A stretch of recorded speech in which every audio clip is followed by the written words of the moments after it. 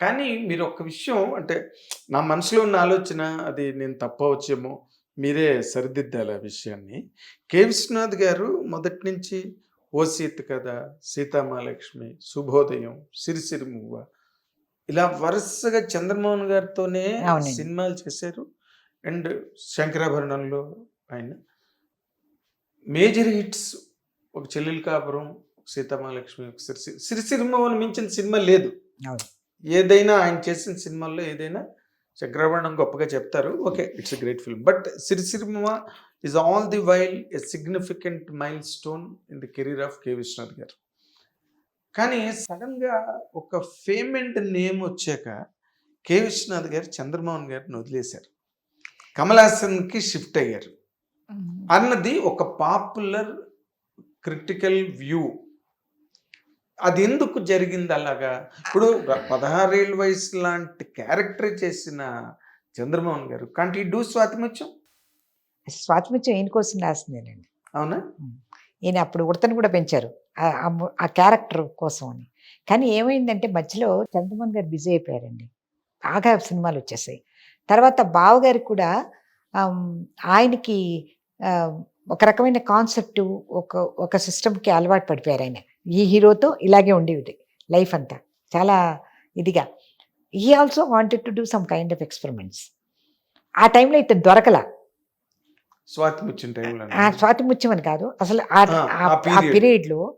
And బావగారి సినిమాకి call షీట్లు చాలా ఎక్కువ ఇవ్వాల్సి వచ్చేది మెయిన్గా. ఎందుకంటే ఆయన అనుకున్నట్టు వచ్చేదాకా నిద్రపోయేవారు కాదు ఆయన. అందుకే అంత అంత కళాతపస్సు అయ్యారు ఆయన.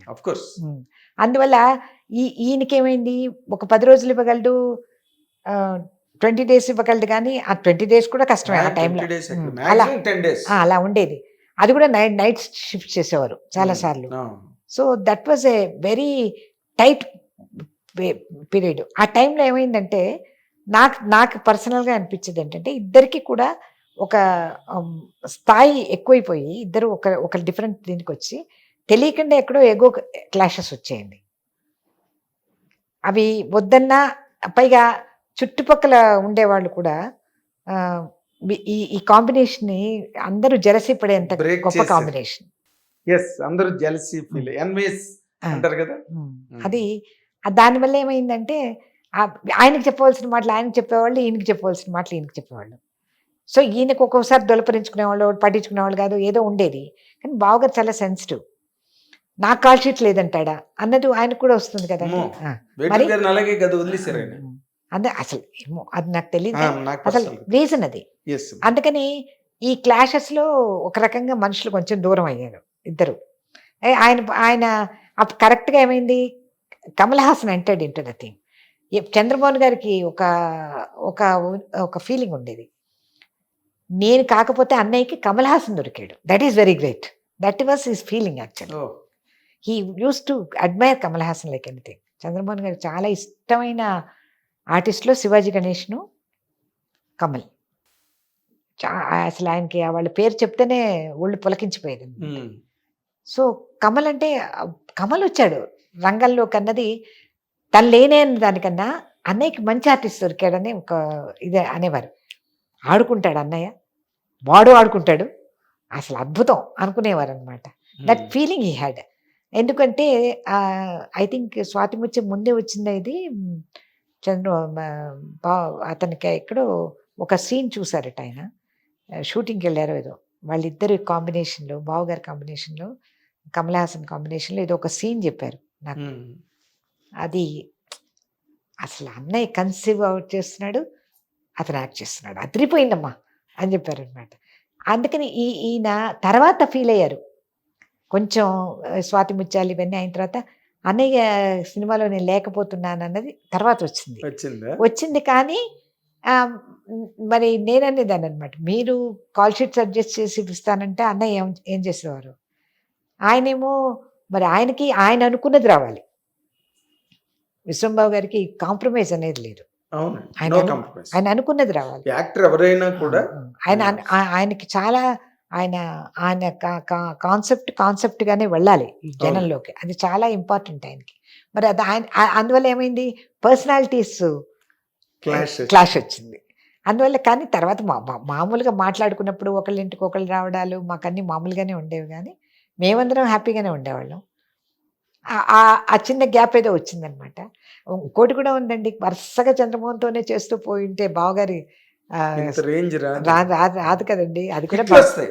హ్మ్. హిట్లొస్తాయి గ్యారంటీ. హిట్లొచ్చేది. మరి సిరిసిరిమ పెద్ద పాత్ బ్రేకింగ్ హిట్ కదా సిరిసిరిమ. దాంట్లో డౌట్ ఏం లేదు. ఆయన వెరైటీగా చాలా మంది ఆర్టిస్టులతో తర్వాత ఎక్స్పెరిమెంట్స్ చేశారు బావగారు. ఎంతమంది కొత్త వాళ్ళతో చేశారు. అవును. అవును. ఎన్ని కొత్త అంటే సినిమాలు. మేము యూనివర్సిటీ డేస్ అండి. అప్పుడు మేము ఊరికే చాలా లౌడ్‌గా మా ఇష్టం వచ్చినట్టు మేము మాట్లాడుకుంటూ ఉన్న రోజులనమాట. కంట్రోల్ లేదు. ఇష్టం. విశ్వనాథ్ కమల్ హాసన్‌తో చేస్తే తనకెక్కువ పేరొస్తుందని చందమామ తీసాడురా అదే. అని ఇలా మాట్లాడుకున్న డేస్ ఐ రిమెంబర్. అవునవును. those అది days I remember. జనం మాట్లాడుకోవడం వేరండి. Of ఇప్పుడు course. మీకు ఇండస్ట్రీలోకి వచ్చిన తర్వాత మీకు నేను అబ్జర్వేషన్ బట్ ఆ మారిపోతుంది. రోజు నుంచి ఈ రోజు వరకు కూడా నేను చంద్రమోహన్ గారిని కూడా ఈ మాట 1-2 సార్లు అడిగానండి. ఎందుకంటే బీయింగ్ సో క్లోజ్ నేను అడిగాను. అంటే ఒకరోజు నేను నా దవడ గట్టిగా ఇలా పట్టుకుని గట్టిగా నొక్కేసాను అనమాట. ఇలాంటి ప్రశ్నలు నన్ను కాదు, నువ్వు ఎవరిని అడగద్దు, కొడతాను నిన్ను అన్నాడు నాడిగారు స్టూడియోలో. అలాగైతే లేండి ఊరుకుంటానన్న. నువ్వు ఇలాంటివి లేపకు, ఎవడో వింటాడు, నువ్వైతే రాయవు కానీ వాడు రాస్తాడు, లేనిపోని డిస్టర్బెన్స్ మాకు అవునండి. అన్నాడు నాతో. అంటే సర్లే అన్నయ్య అయితే వదిలి నేనేం మాట్లాడలే అన్నా. అలాగా అంటే ఎక్కడో సంథింగ్ వెంట్ రాంగ్ అన్నది మాత్రం నేను ఇండస్ట్రీకి వచ్చిన తర్వాత నేను అబ్జర్వ్ చేసుకున్న పాయింట్. అవును. Because of after knowing Viswanath గారి టెంపర్మెంట్, వేటూరు గారి పాటకి అలాగే జరిగింది. ఆయన ఎక్కువసేపు ఉండాలి, ఉదయం నుంచి సాయంత్రం వరకు ఉండాలి, లేకపోతే 2 రోజులు 3 రోజులు కూర్చోవాలి అంటే అంటే అది ఇప్పుడు ఏమండి పర్సనల్ డిసిప్లిన్లు కొన్ని ఉంటాయండి డైరెక్టర్స్కి. నాకు అంత ఇండస్ట్రీ గురించి తెలియదు కానీ శాంతారాం ఉన్నారు, సత్యజిత్ రాయ్ ఉన్నారు. అవును. ఇప్పుడు వాళ్ళకి పర్సనల్ డిసిప్లిన్స్ ఉంటాయి. అవునండి. నాది ఇలాగే ఉండాలి. ఆ చిత్రం కానీ, గీసిన బొమ్మ కానీ, మ్యూజిక్ తీసిన షార్ట్ షార్ట్ కానీ కానీ మ్యూజిక్ కానీ అది ఉంది కాబట్టి వాళ్ళ పర్సనాలిటీస్లో వాళ్ళకి శాశ్వతం అయిపోయారు అవును కదా. అది అలాగా ఆయనకు కూడా ఆ పర్టికులర్గా ఒక మలుపు అది అయి ఉండొచ్చు ఆయనతో పనిచేయడం. అందువల్ల సమ్వేర్ అవన్నీ ఎక్కడో చిన్న అదే ప్రాబ్లం. నేను చెప్పా కదండి, మిగతా వాళ్ళ ఇంటర్ఫీరెన్స్లు ఉంటాయి. ఈ కంటిన్యూస్గా ఒకే మనిషితో సినిమా తీయడం అనేది, ఒకే హీరోని పెట్టుకొని తీయడం అనేది ఇండస్ట్రీలో చాలా కష్టమైన విషయం. ఇప్పుడు బిఎన్ రెడ్డి గారే బంగారు పంజరానికి సెకండ్ మూవీ ఇవ్వలేదు కదా చంద్రమోహన్ గారికి. రోజు మా ఇంటికి వచ్చేవారు ఆయన. రోజు మేము అందరం కూర్చొని కబుర్లు చెప్పుకునేవాళ్ళం. మరి సెకండ్ మూవీ ఆయనకి ఇవ్వలేదు కదా. అలాంటిది విశ్వబాబు గారు కంటిన్యూస్గా ఇచ్చారు కంటిన్యూస్గా కదా. చేశారు. మరి డౌట్ లేదు. అందుకని వరుసగా హిట్లు కదా ఈ